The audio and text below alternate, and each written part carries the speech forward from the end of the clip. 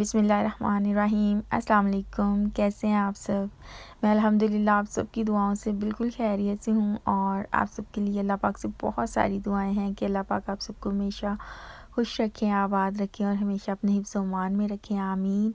और अभी यहाँ पर टीके मैक्स पर बहुत ही जो है वो खूबसूरत वैरायटी है यहाँ पर छोटी बच्चियों के फ़्रॉक्स की। तो इसकी भी मैंने वीडियो बना ली थी, मैंने सोचा कि आप सबके साथ ज़रूर शेयर की जाए। मुझे ये बहुत ही प्यारे लग रहे थे और कुछ मेरे व्यूअर्स हैं वो कह रहे थे कि आप लॉन्ग व्लॉग जो है वो बनाया करें, तो इंशाल्लाह ताला लॉन्ग व्लॉग भी आप सबके साथ जो है वो ज़रूर शेयर करूँगी। और कुछ जो है वो रिक्वेस्ट कर रहे थे खाने के वीडियोस की, और वो भी इंशाल्लाह ताला जो है वो आप सबके साथ ज़रूर शेयर करूँगी।